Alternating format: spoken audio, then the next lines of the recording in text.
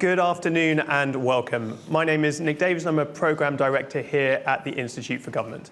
On behalf of the Institute and Barnardo's, thank you very much for joining us today for this discussion on how the government can move to a preventative approach to public services. Preventative public services are designed to deal with problems before they develop or become more complicated to manage. And evidence suggests that children in particular benefit from investment, whether in the early years or earlier in their life cycle, helping to prevent problems from determining their outcomes later in life. The Labour Party has put prevention at the centre of its plans for public services, promising a prevention-first revolution. And the government has identified increased prevention as a key contributor towards improved public sector productivity. However, governments have often found it hard to turn a commitment to prevention into reality. For example, preventative local authority spending on services like youth clubs and children's centres was cut by more than 3/4 between 2009-10 and 22-23, while acute spending on looked after children and child protection rose by more than half over the same period. Today, we've published a new report that looks at the benefits of government taking a preventative approach to public services, the barriers to making this happen, and how these can be overcome. And to discuss these issues and more, I'm delighted to be joined by a brilliant panel. By Sir Sajid Javid, former Chancellor of the Exchequer and Secretary of State for Health and Social Care, Lynn Perry, Chief Executive of Barnardo's, Donna Malloy, Deputy Chief Executive at Foundations, and Stuart Hodnott, Senior Researcher at the Institute for Government and lead author on our new report. Each of the speakers is going to make opening remarks. I will then ask a few follow-up questions before opening up to a Q&A. If you're here in person, please raise your hand to ask a question. And if you're watching online, you can start submitting your questions now. We'll also be live tweeting from @IFG events, and I'd encourage others to tweet along as well using #publicservices. Right, without further ado, I'm going to hand over to Sajid Javid, our first speaker. Yeah, thank you very much, Nick, and thanks for inviting me, and well done to you and Barnardo's in publishing and doing all the work on this report. So, look, in terms of my opening remarks, I mean, first of all, we all rely on public services. I guess some of us more than others. I certainly did growing up, and I know if it wasn't for the public services that I was able to access, my family was able to access, I certainly wouldn't have had the opportunities that I've had. And I think we could all probably agree that those public services demand is ever increasing on those public services. And also with a central point that's in this report, which is that where possible, and I think it's possible in many cases, that prevention is always better than the cure. And therefore, when we look at sort of public services across government, that there is, I think, definitely a really strong case for making prevention and taking prevention ever more seriously. And Nick has talked about both, what, for example, the Labour Party is saying about it, what the government has been doing as well. So, look, when we have this discussion, I'm sure we'll talk about the barriers, the issues, and things like that. But just from my experience in coming into this debate today, I was just thinking about what are the 2 or 3 things that I think could really help and make this much more of a feature of providing public services. One is that I think that, maybe, as I said, we'll get into some of this, is that one is that I think that politicians, across Parliament, across parties, could just be a bit more honest about the trade-offs that are often involved in pursuing a more sort of preventative agenda. And in doing so, I think just they will find, in my experience, I've certainly found, they find that the public are incredibly smart. They understand these trade-offs, and you've just got to take more time and just not make assumptions and explain. So, if you're doing something on health, for example, and taking maybe choice away when it might come to smoking or some anti-obesity measures and things, that people understand that, we might take away some choice. It might even lead to higher prices, let's say sugar taxes or something in the short term, but there's a real benefit for you as an individual, you and your family, and just spend more time explaining that. Second is, I think that that there is a huge amount of work to be done on how do we get government departments to work much more closely together. They are too siloed. You know, I've ran 6 different government departments, and in all of them I've done preventative stuff, but where it's worked best is where somehow I've just managed to get lots of departments to work together with a lead department, and that makes all the difference. So how can we sort of hardwire that kind of cooperation much more in government? And then the third point, and that is about, you know, in the modern world today, you know, data is we're able to use and manipulate and take benefit of the billions of sort of bytes of data that government has or government has access to. And I think that looking ahead, whether it's health, it's education, whatever it is, we can do a lot more with data. And linked to that, and this is my final point for now, there's something actually, I hope you don't mind saying, there's something I thought was a big omission in your report, but you didn't even mention it once, right?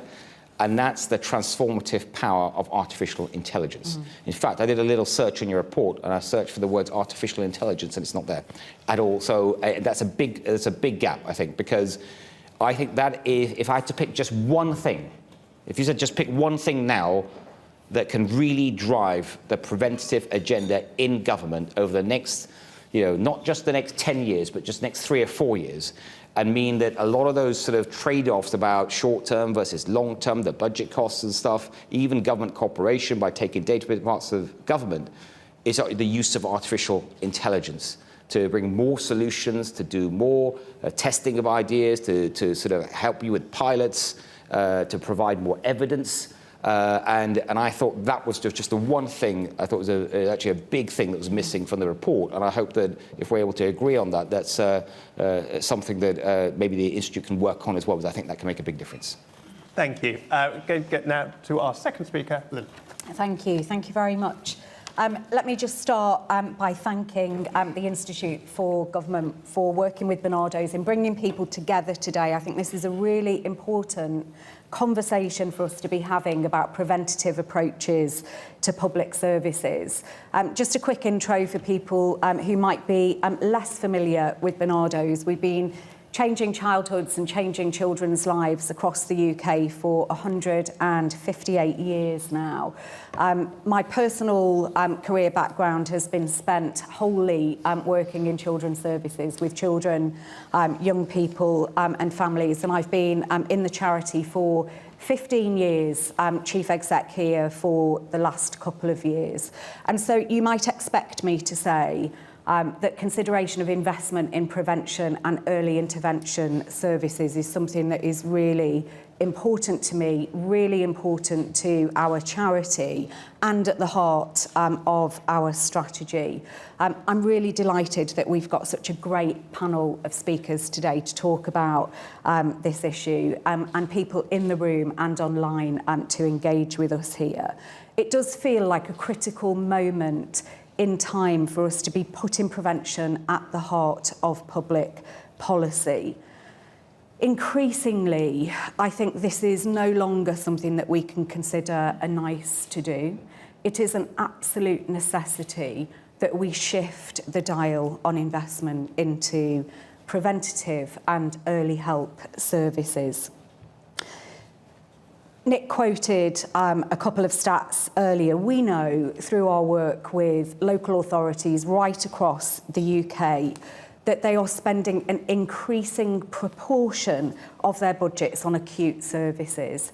And we know that that's partly as a result of underinvestment in services over time, at the same time as we've got increased demand and need for those services, particularly for children and families in need in our context. We recently commissioned some research with Pro Bono Economics, which found that in the last decade, spending on early intervention had fallen by more than 46%, whilst late interventions, including safeguarding interventions, child protection, children in care, had risen by 47%. We see the consequences every day across our 800 services within Barnardo's of failures to prevent more money in early intervention and prevention services. We've got over 80,000 children in care. That's an increase of 23% over the last decade, and we have to do something to shift that dial. Children And families who are missing out on the right support at the right time are increasingly having to access services at a point at which it is very difficult for us to row back and address some of their needs effectively. Leaves less and less spend for prevention the more we are spending on those crisis late intervention services. I think there is both a human and a fiscal case here for ring-fencing more resource at the lower end of that continuum. And certainly within Barnardo's, we recognise the vicious circle that it is not to do that. Drives up harms, and it really impacts long-term outcomes for children and families adversely. We've had an independent review of children's social care in England, which set out a vision for a once-in-a-generation change to the system, a fundamental reform. Lots of proposals in there that really resonate with us, including new family help teams and real investment. That review called for a £2.6 billion investment, tapering after the initial years as those pressures on high-end services start to decline. But we're a couple of years on from that review now. And I know, because I speak to young people across our charity, that they are impatient to see some of those recommendations implemented and resource being put behind some of that. I'm just going to finish with a couple of other stats, if I might. Some recent analysis by Alma Economics, which was focused on the review, showed that a cost of delaying that national rollout for 2 years will drive up costs by some £1 billion over the next 10 years. It really is a false economy for us to not to invest more now in early intervention and prevention services. We run a family hub service on the Isle of Wight. Let me just give you a little bit of return on investment insight from that. It showed that every £1 invested in our family hubs on the Isle of Wight, the savings in costs to the state were around £2.60. We did some research on our mental health support teams in schools. They leverage a cost benefit of £1.90 for every pound spent.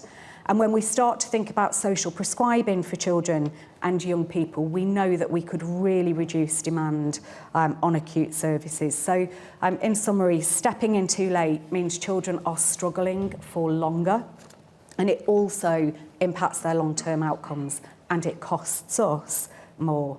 I'm going to leave you with a question. What we need to ask ourselves here today is whether we can afford not to move to a more preventative approach to public services. Thank you. Donna. Thank you. So it's great to see the Institute for Government bringing the focus back on to prevention in public services again with the new report.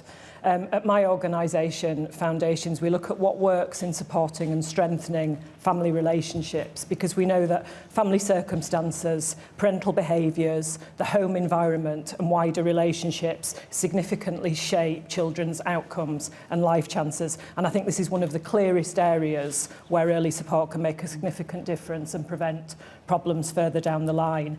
We consistently see gaps in development opening up between disadvantaged children and their better off peers. We see this early on in children's cognitive and language development, in their social and emotional skills, which grow and persist throughout primary and secondary school. The good news, though, is that none of this is set in stone, and there is good evidence about what can be achieved through high quality support for disadvantaged children and their parents. And this is where I'd put some of the focus in a new prevention first revolution. I think 2 key examples. So intensive home visiting between birth and 2 years has been repeatedly shown to reduce income-related learning gaps when targeted at families with low risks. The best example is Family Nurse Partnership, which has evidence from, I think it's 5 separate randomised control trials of improving the home learning environment, children's early language development and other outcomes, leading to better early years foundation stage profiles and SATs results for disadvantaged children. I think the last data I saw is that Family Nurse Partnership is now only available in about 1/3 of local authorities. A second example, children's behavioural problems, probably the most common mental health problem in early childhood, affecting between 5 and 10% of children, can lead to, I don't need to tell this audience, school failure, antisocial behaviour, more severe mental illness as children grow up. Without support, parents can inadvertently reinforce negative behaviours, leading to problems becoming more established. Effective support is low cost, can make a significant difference. Group-based parenting programmes, one example is the Incredible Years programme, has had several trials since 2002, including 6 in England, each finding a positive impact. Again, less than 25% of children and young people who need this sort of support receive it. But as the IFG report makes clear, just knowing what to do doesn't mean that it would happen, and we do need to work differently on this agenda. So I would highlight 3 things. The first, blindingly obvious, and you would expect me to say this as the representative of the What Works Centre for Children and Families, but we need to focus on the things that work. We need to pay more attention to the scientific evidence about what we know can prevent and improve particular outcomes when designing government policy and programmes. We see in our work a long-standing gap between what the evidence tells us makes a difference and what often gets commissioned and delivered locally for children and families. The reality is that there are a plethora of services and interventions out there that claim to prevent issues such as improving children's mental health issues, preventing educational failure, offending and so on, but only a minority have been evaluated and shown to improve outcomes, and we need to focus on those things.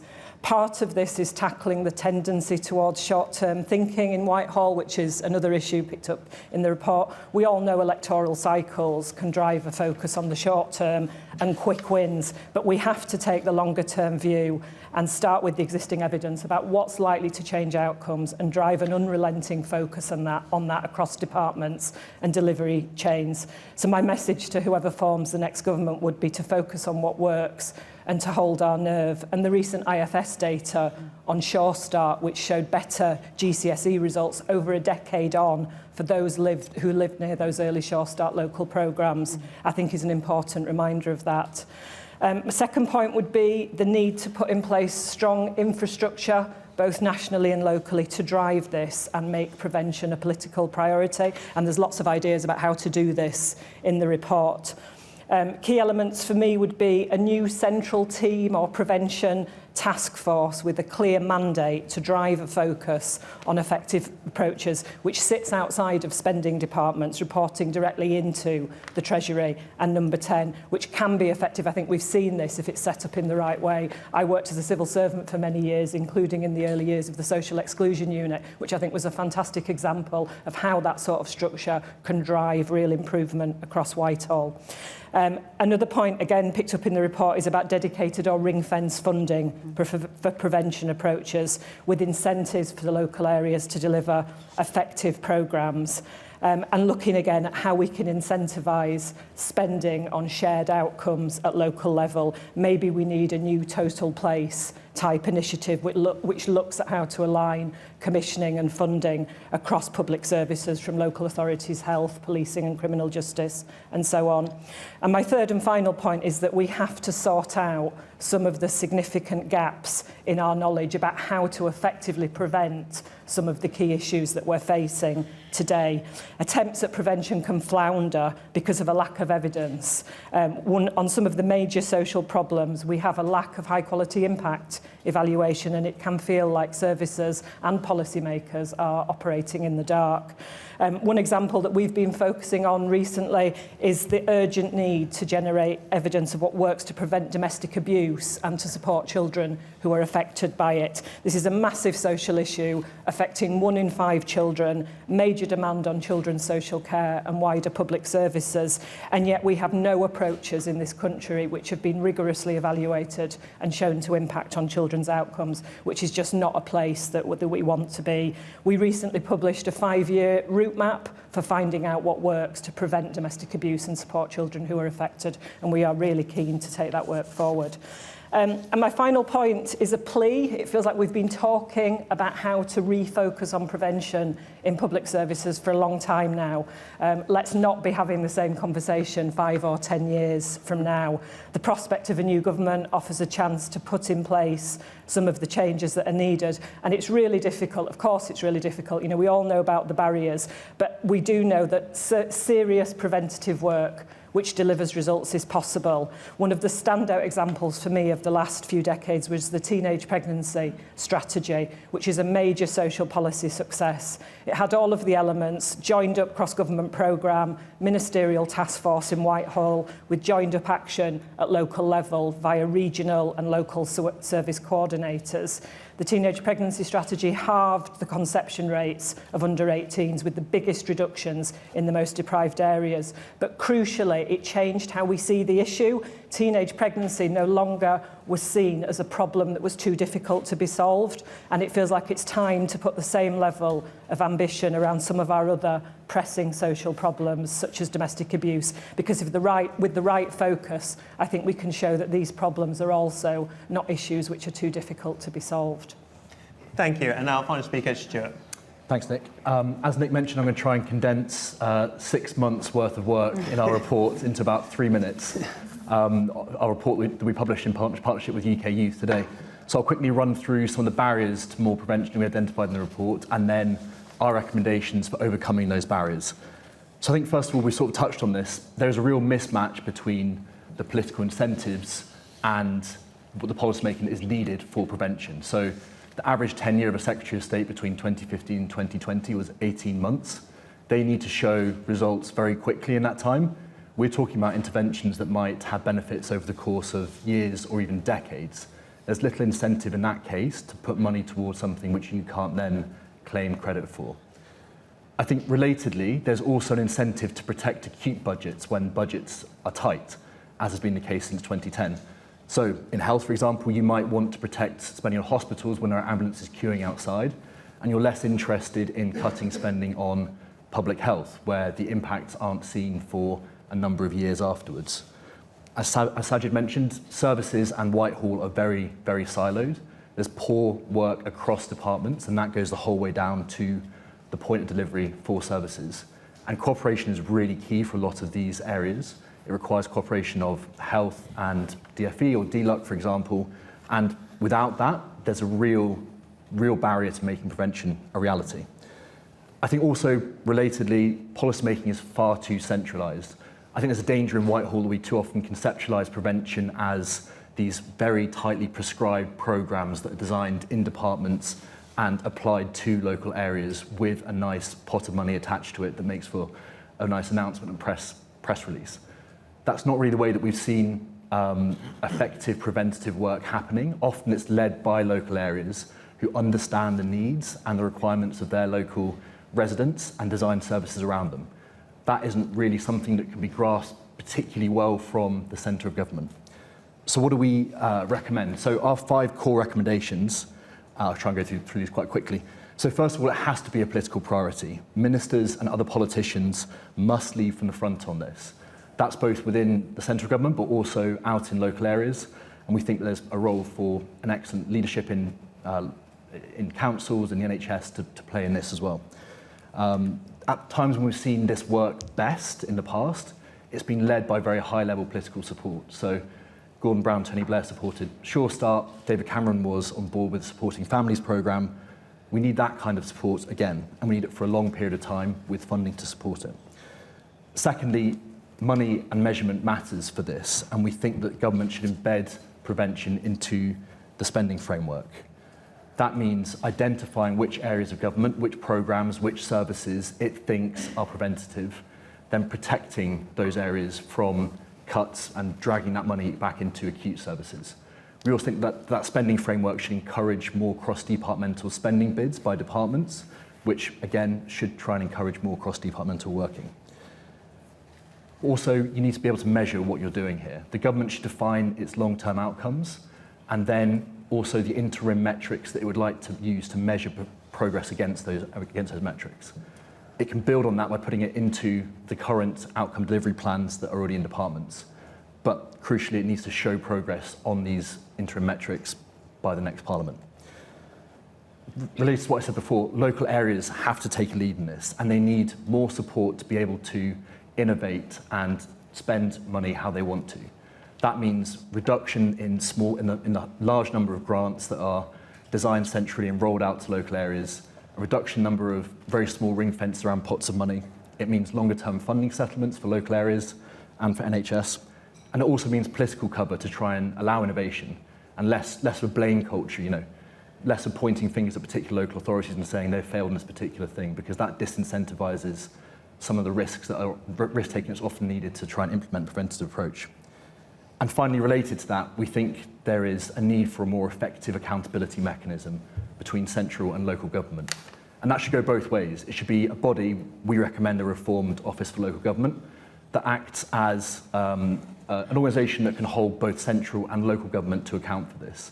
It can point out which areas are failing on prevention, but also areas of success. And it can point out when central government is not supporting local areas to innovate in the way it needs to. We think this is not an easy thing to do, and as Sajid mentioned as well, it requires trade-offs. You will likely have to spend more on prevention, at least in the short term, and that will require either cutting spending elsewhere, raising taxes, or more borrowing. Given the state of services, it's very difficult to imagine you'd be able to cut spending on acute services without a high political cost. So it's going to require some difficult trade-offs for whoever forms a new government. But we also think that none of this is insurmountable, particularly for a government with a fresh mandate. And I think also crucially, we found there's a lot of quite abstract discussions we had throughout this bit of work, talking about service redesign and relational public services. But we think also crucially, quite a lot of this is just about doing things well that we already know work. So for example, general practice has not been able to keep pace with the level of demand that it's seen in the last few years. But we know that good provision of general practice, good continuity of care, being able to see the same GP repeatedly leads to much better health outcomes. But that's not a revolutionary thing. It doesn't require a massive overhaul of all public services. It just means doing the things better that we already know how to do. Brilliant. Thank you. Sajid, I want to pick up on your point on the need for greater collaboration between departments, which is something we agree with. And having been Chancellor, what do you think the role of the Treasury is in requiring departments to work close together? I know in the past they've, for example, requested joint spending bids and things like that, but it hasn't really led to a meaningful change in how spending allocations are made. What changes do you think could be made to that process? Well, I'd say, look, I think first the Treasury has an important role across government, including in what you just said, trying to get more departments to work together on the prevention agenda. And I think that, as Stuart said, I think there are things that more could be done. I know it's in the report as well. So, for example, the idea of making prevention sort of formally a part of the spending review process, right? Because that is when at that time of year, where it's not every year, every few years, the Treasury will go through what's typically called the comprehensive spending review, where you sort of start from zero and you look at all spending across government, every department. And that is when the Treasury, especially combined with the Prime Minister's office, has maximum influence, because it's resetting everyone's budgets for the next 4 or 5 years. And it's in a position to say, look, we'll only give you this funding if you work together, if you do this, if you do that. And I think, first of all, I think that a lot more of that can be done, especially if it's sort of hardwired, that it's an absolute requirement, so that when each Secretary of State submits their bids and stuff, they've had to already have thought about that, which means they've had to already work across with other colleagues in other departments that are relevant to them, and they come with sort of pre-baked plans and ideas. So I think that kind of hardwiring can help. The caution I'd sort of throw in there, though, is that spending is very tight. And I guess you could say it always is, but I just think it's particularly tight looking forward now. Taxes are at a 75-year high in terms of a burden on as a proportion of GDP, the tax burden. Government borrowing is almost basically 100% of GDP. It was the highest we've seen in the post-war period. So you can't really borrow that much more beyond sort of existing plans. It's hard to tax more and actually raise anything significant. It's actually not very easy at all, because there's only like 3 taxes that raise money, and they're all sort of capping out. And so if you want to sort of spend more on prevention, for all the reasons that we know and we've all talked about, it is hard politically, as you said, to cut acute services. So where are you going to find the money, right? And the Treasury then will still have that issue, even if you hardwire it and things, that the funding has to come from somewhere, and politicians are just going to be loath to make a cut, especially to an acute service, to fund that. But a sort of a brighter piece of news I'd add to that is that there are also, I think, many prevention programs and many more that actually don't cost money, or they cost very little money, and they can have a huge impact. So again, just sticking with health as an example, the decision to gradually ban smoking. It's not going to cost the government anything, really. I mean, it would lose some revenue over time because of smoking levies and stuff, but that's all, you can factor all that in. It's also over a very long period of time, but it's going to have, I think that one single measure will have the biggest impact on health prevention this country's seen in a generation. And that actually came through a report that I commissioned from Javed Khan that was Lynn's predecessor. So see, there's life after Barnardo's. and it was a brilliant report, and the government has adopted it, right? Similarly, like if you think about obesity, that's another big killer, a big cause of so many health problems, from cancers to cardiovascular disease and all that. But there are measures, and some of them the government's sort of gone halfway, but it hasn't actually pulled the trigger yet, and that was in the NHS Act that I took through Parliament. We put through measures, enabling measures in government law, to sort of change the sort of time when fatty foods and high in sugar foods can be advertised on TV, to new rules on product placement of certain types of foods in supermarkets, rules on volume offers, buy one, get one free and stuff like that. So those are all existing law, they just haven't been enacted. But again, none of those cost the state a penny, not a penny. I'm not prepared, there's not a cost to some parts of business, but in the long term, it will bring huge benefits to society and eventually to GDP. But my point only there is that we shouldn't just think of preventive measures only being things that are going to cost money. There's others that don't. Lynn, what role do you think the voluntary community and social enterprise sector can play in kind of supporting that shift to prevention? So I think actually this is the space that the sector occupies, across the UK currently. One of the things I think that we've all seen a shift in is when we talk about early intervention across our sort of universal access services. What we've seen actually is non-stigmatising services in communities that meet local population level needs mean that people get really timely intervention and then don't need crisis interventions later on. I think there is something about being in the voluntary sector that it talks to your point actually about relational based services. They're non-stigmatising, they're in your local community. We have lots of volunteers within those centres, lots of peer networks for support within those centres. And there's a real social value, I think, to what the sector can bring to the preventative agenda. But what we have also seen, I think, is the threshold for services increasing significantly over time. So, the universal services, I suppose if we talk about it in terms of layers, there's some universality for people within communities, but it's also really important, I think, that we can continue to develop our offer in a way that delivers targeted interventions for children, young people and families at the right time. The other thing that I would say is that I think there's a lot of power within the sector for convening. So we've talked about cross-government, cross-departmental work in here. I think one of the things that the sector is really good at is convening and coordinating local resources and local assets within communities. And certainly, I work very closely with a number of other children's charities.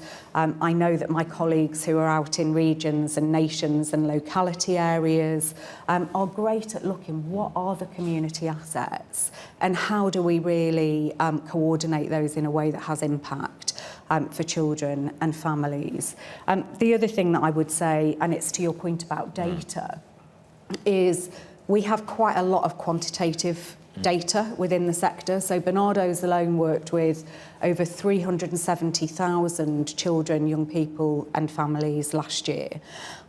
We look at outcomes and impact across our services, but also we are hearing the lived experience of children, young people and families all the time, and we make every effort to try and make sure that that influences policy.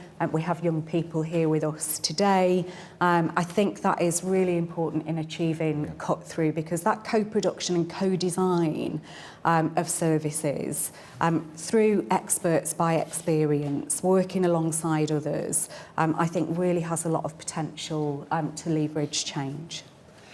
Donna, I want to pick up on your point on kind of funding what works and how you strike the balance between funding existing well-evidenced programmes whilst also supporting new, more innovative ones. And I thought Sure Start was an interesting example because there was a lot of evidence from the US of similar programmes, but the first evaluation here in the UK was pretty poor in terms of outcome. And there were lots, and as you mentioned, the IFS is still publishing really great evidence 2 decades later. So how do you strike that balance in policymakers not just waiting decades for evidence? Absolutely. I mean, I think where we have good evidence about what improves outcomes, we need to be using that and putting that front and central. We don't need to always be reinventing wheels. That said, there are a huge amount of areas, particularly in relation to children and families at disadvantage, where we just don't know enough. We tend not to invest in high quality impact evaluation enough, or in evaluating government programmes. So yes, we can't wait. I think what's important where we don't know what works is to make sure the interventions and the services that are being designed and delivered locally have a strong theory of change and are clear about what they're trying to change and how they're going to do it. There's lots of things we see in our work that kind of falls at that hurdle, and there is a way of kind of testing the sort of logic, the underpinning logic of services, and making sure we are funding the things which look most plausible. And then we need to evaluate and monitor and make sure the things that we're investing in are delivering the outcomes that they're intended to improve. And I think tightening up some of that, both nationally and locally, could lead to significantly strengthened services.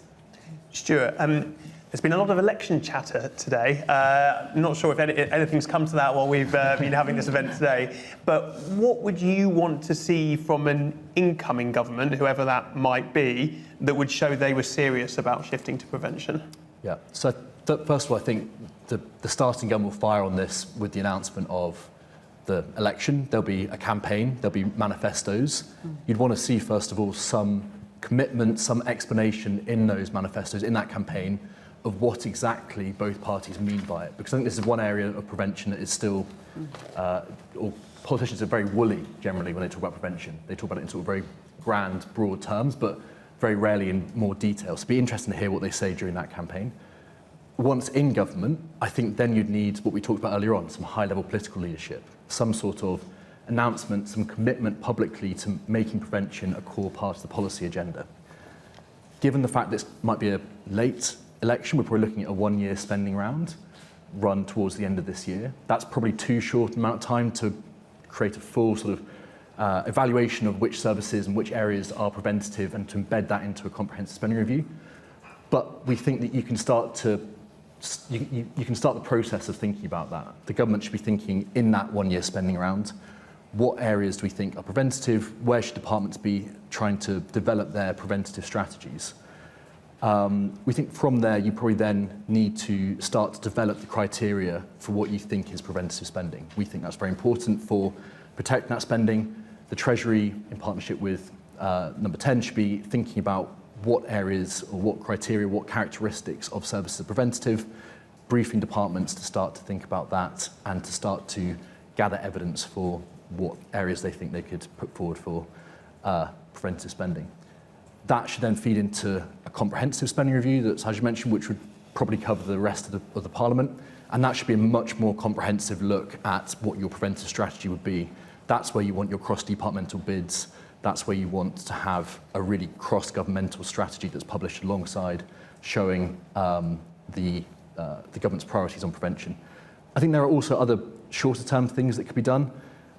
Establishment of those cross-departmental teams we talked about.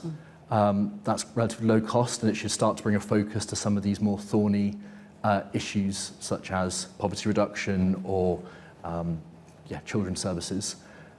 I think you could start to do those bits of work that we talked about, removing ring fences around pots of money for local government, allowing a bit more freedom to local areas to start to think about how they want to innovate. And then also, finally, you could start to reform the Office for Local Government in the way that we discussed, creating a more independent body that is designed to facilitate that shift towards prevention. I think, in other words, you want to start constructing the architecture which you would then use to support a preventative agenda at the next comprehensive spending review. Can I add one thing to that? Yes. So I agree with all that. Yeah. And I'd also say go early. So when a new government is formed, that is the, so normally you'd have 5 years, let's say, till the next election. That is the time to carry out some of these types of policies that have, as we've discussed, they have a sort of longer term gain, maybe a bit of short term pain, but that's the time to do it. So a really sort of practical example I mentioned earlier on anti-obesity, there's 3 measures that are referred to that are already being legislated. They're already being legislated. They've been debated in Parliament, the reports, everything's been published. The government has just not commenced them. They haven't commenced them because there's people in government that are worried about the sort of, if there's a short-term political hit, a trade-off as you're toward the end of a parliamentary term. The right time to do that, if there's ever a right time, is right at the start. Because I think what you'll find with those measures, and often you find that the things that as a minister, something you worry a lot about, because you and your ministers are naturally sort of a bit risk averse. You can take a little bit more risk at the start of a political term. That you'll find that once sort of people have got used to those measures and they just they start working, they're used to them. Everyone wonders what the fuss was about, right? So you want to go early. So I'd say even starting with the stuff that's already in the statute book, just like do it. Yeah. Thank you. I'm going to open it up to some questions from the audience, so please do raise your hand. If I pick you, can you please wait until the microphone comes to you, say your name and organisation, and please, please, please, can it actually be a short question and not a long statement? OK, I can see a few hands up. I'm going to go for the 3 just in here together, the lady and the 2 gentlemen. Thank you. I'll stand up. So I'm Maura Wallace, and perhaps most relevantly for this discussion, I used to run the social exclusion unit, and I wrote the teenage pregnancy strategy, so it's good to hear it's still sainted. If anyone wants to hear me yak on about that, I'm giving a talk about it at Nest in a couple of weeks, but you wanted a question. Sajid talked about hardwiring, and in the social exclusion unit, we tried very hard in the reports to hardwire joining up in their implementation. And eventually we realized that a lot of these reports were all about the same thing, which was about childhood and adolescence. And that's why we were very glad when the Labour government created the Department of Children, Schools and Families and the Every Child Matters programme to try and take a more holistic view. And I was very sad when that was sort of simplified back to the Department for Education, and I wonder whether that focus has been as strong since then. So my question, I guess, for Lynn and Donna is, would you welcome a clearer focus for children and youth matters in government, or do you think that that would just be moving deck chairs? Thank you. And then the gentleman next to you. Ifti Hawk, City Hall, ex-deputy head teacher. So Sajid mentioned about some good practices in his time in the offices. And obviously the introduction of Dame Rachel D'Souza, the head of the Children's Commissioner, and the work that both Sadiq Khan and Boris Johnson did in terms of London Healthcare collaboration agreement that's been partnered with Birmingham Council under Andy Street. Whoever comes into play next government, in terms of central government, in terms of the good practices as an ex-teacher, in terms of Children and Families Act or the new SEND bill, will the opposition or any former health secretaries that might not be in the parliament next year make sure those good policies stay in touch? Because there's been heavy criticisms of the short starting to the question, if if that's all right. Sorry. So will any former health secretaries that do leave government or parliament next election, will they make sure some good work, such as the Children's and Families Act of 2015 or the SEND bill, still keep in touch? Because they have really worked in London. Thank you. And the gentleman just in front. James Odling-Smee, London Councils.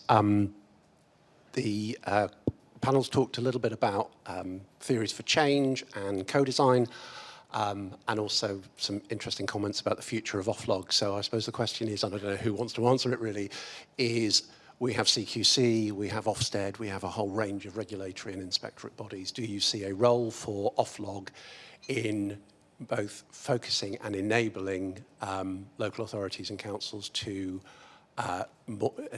raise the level of co-design and focus in the community? Thank you. So there was one question about whether a couple of panellists would like a clearer focus on children in government in terms of departmental setups, one on continuing to support kind of SEND and other legislation, another on the role of offlog and supporting kind of co-design and collaboration at a local area. Sajid, I'm going to come to you first. Yeah, so just, was it IFB, your question? Yeah.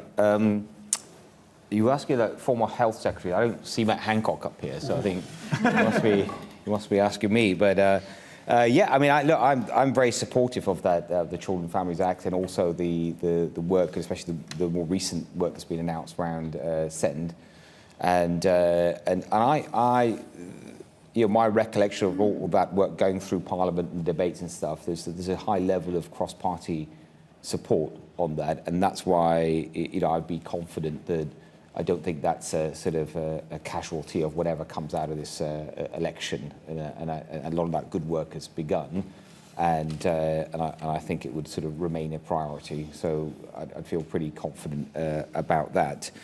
Just one thing on James's point about local authorities and things. So, you know, I served as local government secretary as well, and sort of oversaw that sector. And one of the conclusions I quickly came to is that, you know, we are, as a country, I think we're just too centralised in decision making. But when you look to, okay, then let's disperse that power, I think local authority system is too fragmented. We just have too many local authorities, like way too many. And they're not really, it's not how you would sort of design a system now. They're just too small to make effective decisions. A lot of budgets get wasted on shared services and stuff like that. And so I just think that, you know, what we need to do is build on, maybe use the mayoral combined authorities or something, which are much more, I think, functional, practical areas to deliver more these sort of, let's say, non-economic, like social initiatives on prevention. And a good example I'll give is that when I had that job as housing, it included housing as well, I was determined to try and tackle rough sleeping in a way we hadn't tried before. So I set up a rough sleeping unit that was cross-government to really focus on that, and we looked at best practice across the world. And you know, we talked about evidence here, and I looked at, in that case, I looked at what Finland was doing in this housing first policy. There was some good sort of think tanks had done work on it as well, and basically adopted that policy. But I started with, I couldn't convince the Treasury to fund it in the country, but I convinced them to fund it, give me a small pot, and I started with the combined authorities in Manchester, Liverpool and Birmingham. And because that system had already been set up of those devolved authorities, and all those respective three mayors were super supportive, it made it a lot easier, and they adapted it to local standards and stuff. So I just think, just on the local stuff, I think your point was, kind of local authorities and stuff get more involved. Will it help? I think it definitely will, but I just think it's too fragmented. Lynn. Great, thank you. So I don't think you would expect me to say anything other than we would welcome a much clearer, stronger focus on children and young people and their needs. What I think is absolutely critical is the cross-departmental working with a focus on children. So however we organise things, what's really important, I think, is that sense of shared ambitions for children, shared outcomes, shared objectives, and clarity about how we're going to measure success. Less concern about attribution and much more focus on impact for children. I do also think that there are a few things that we've talked about here today in the prevention context that are also really important when we're thinking about children and young people as a population. And I do think we need to have a ring-fenced budget for spend on children and young people. Prevention, of course, is a part of that, but it's not the totality. I think we need to be really clear on what we are measuring by way of impact. So what are our measures of success that we're working towards, and the accountability cross-departmentally for achieving those, and understanding where there are barriers and challenges to us achieving those, I think is really important.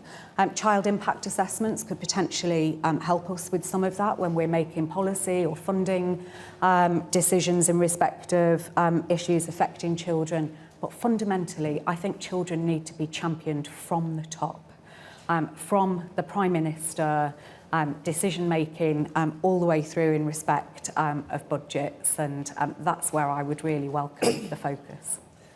And I should say that we did if I do say so myself, an excellent report in partnership with Bernardo's on how you could coordinate children's policy across government that we published in September last year. Like that. I wanted to respond to Moira as well, and I hadn't realised you were in the audience, Moira. I probably would have laid it on a bit thicker.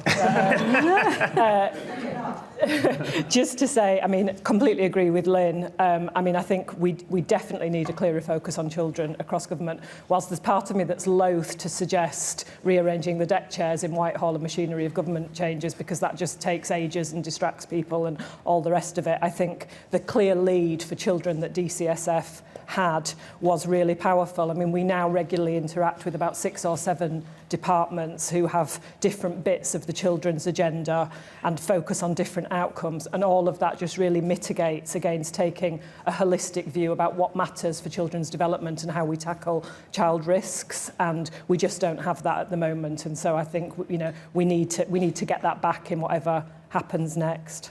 Stuart, just on the offlog question. Yeah, as an offlog observer, I'm very, very happy to have an offlog question from the floor. So if anyone doesn't know, offlog is the Office for Local Government, which was established in the Department for Levelling Up Housing Communities last year to try and improve performance in local government.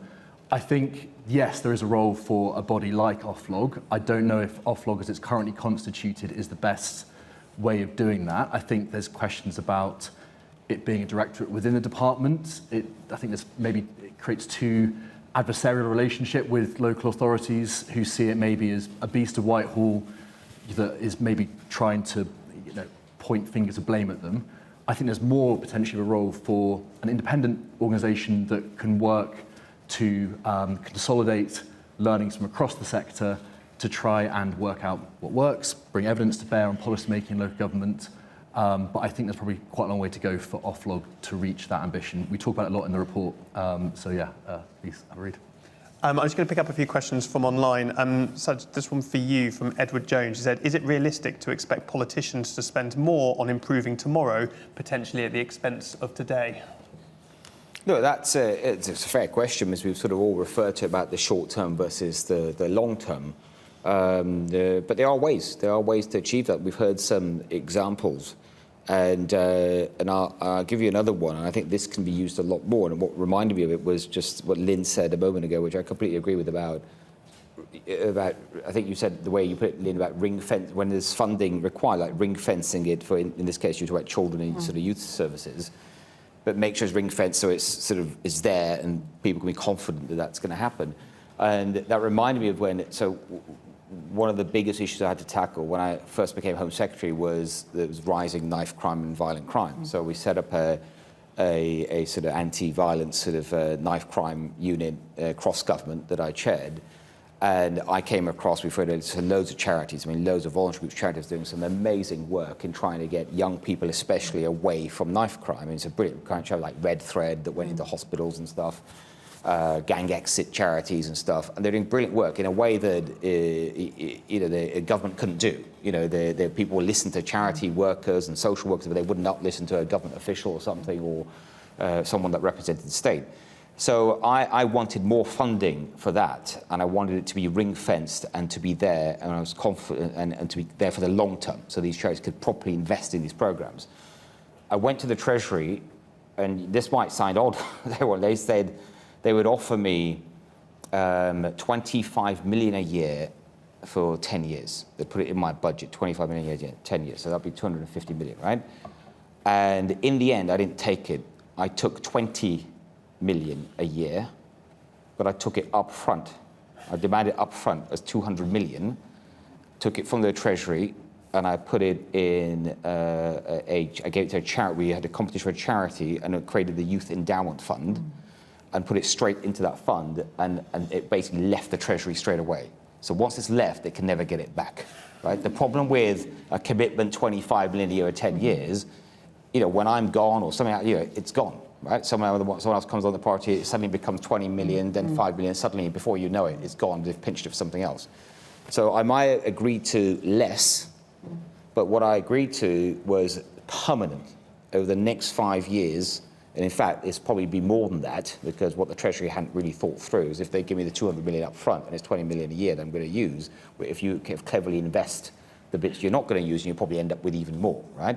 And so, and that way you can properly ring fence it. So I think just my point there is when you ring fence, you've got to, there's ways to just make sure it happens, because with those charities, if they have the confidence of getting that money, in this case over the long term of 10 years, you can just do a lot more with the same number of pounds if you know it's going to be coming through the door. And one way to do it is like that. Lynn, a question for you. There's a question from Jonathan Flowers about the Welsh Wellbeing of Future Generations Act, and whether you think that will help Wales do preventative investment better. Well, I will have to be honest and say that I am not across the detail of that. So I'm afraid, Jonathan, I'm not going to take I'm not going to take a risk on answering your question with a level of detail that would be unhelpful. Oh, a politician would. Well, I'm sure they would, but I'm a chief executive of a charity, so I'm not going to do that. What I will say is, as a charity with a four-nation perspective, one of the opportunities that we have is to learn from across the four nations, and we've certainly done that in respect of a number of areas of work in recent times, including the social care review work that was undertaken in Scotland, for example, in respect of the promise, and I think that is one of the benefits actually of being a four-nation organisation and having a four-nation perspective in things, but I'm not across the detail. The opportunity for knowledge transfer, for learning, for evidencing actually what works in different contexts and thinking about opportunities to apply that elsewhere, I think is very rich, and we should do more of that. I'm going to squeeze in one very quick additional question here at the front, if possible.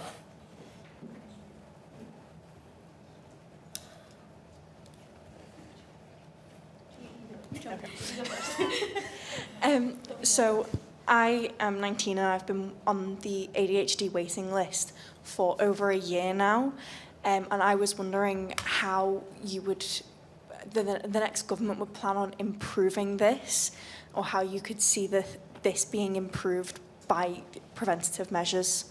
Perfect. Sajid, I might come to you for that as a politician and one able to make lots of commitments as you're leaving Parliament. Yeah, thank you. And I think first, frankly, you shouldn't have to wait for the next government to do that. It should be something that should be resolved already. It should be a priority already.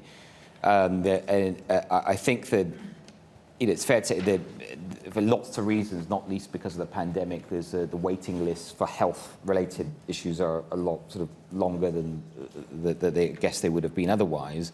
But still, in things like you mentioned in getting the drugs, something as important as ADHD, there really shouldn't be that kind of waiting list. I'm afraid I'm going to do a bit of a Lynn, as in I don't know the exact details right here and now as to why that waiting list exists and the shortage. Sometimes there can be a shortage of certain drugs for reasons that are completely outside of control of government. I don't know if that's the case here. But there shouldn't be a list there. And if you like, I'd be very happy to take that away for you and contact you and find out a lot more detail about your specific case, if you like. Wonderful. Okay. So I'm sure you'll have seen that Wales are trying to take the profit out of the care system, and the hope is that any profit that would be made will be reinvested back into the system to help families and children, so it goes directly towards supporting children and families and the care where it's needed. We know that charities don't make a profit. Charities like Bernardo's don't make a profit, and the money that they make gets reinvested into their services, which is very beneficial to people like us. So I was just wondering if we think that if we think stuff like that would help with prevention of people going into care, and if there's any other way that we could, like it might be difficult across other sort of sectors that isn't care, but if there's any other way to apply a similar sort of model to things that aren't the care system, because if we can do it in the care system, hopefully, then what else can we do, I guess? Thank you, and I'm just take that one final very quick question. Hi, I'm Helen. I'm care labourer and now work within the care system in a children's home. And my question, I feel like a lot of this stuff has already been discussed before, but when and how are we going to see evidence of it actually being dealt with and sorted, and like know that it's actually been taken serious by the government? Thank you. Sajid, I might come to you, and then Lynn for final remarks. Yeah, look, I think first that because it's an election and some of the things we've talked about up on the stage is that it's an opportunity whatever new government comes in to start really quick with some of these measures because their long-term nature of most of them. If you start early at the start of a term, I think it's more likely the governments will feel less risk. So I think that's an opportunity. I think there's things I've referred to that I know of that are already legislated for that haven't been commenced, and that will make it easier as well. And I think there's many good examples over time, over successive governments that have been built up that governments can now point to, especially with the public, and say, look, we did this, we did that, and it worked, and that will help as well. On your question, I'm not familiar with the situation in Wales. You referred to it, so I couldn't comment on that. But what you talked about, well, obviously charities, I think we all agree, play a hugely important role in this. I think can do often a much better job than government can. And where they have surpluses, as you say, they don't make profits, but charities can sometimes have a surplus and they reinvest that, like Bernardo's does and others.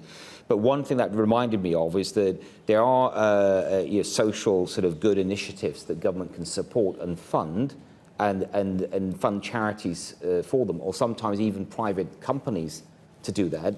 But as long as they're hitting certain objectives, because even that can be cheaper than the cost of government. So the point I make is that sometimes charities can do it, but there are sometimes the private sector can deliver social initiatives much more efficiently than government could, than maybe even some charities, and that could be a good thing as well. So even if they do make a profit in doing it, I personally would have an issue with that if the net outcome is much better for the public.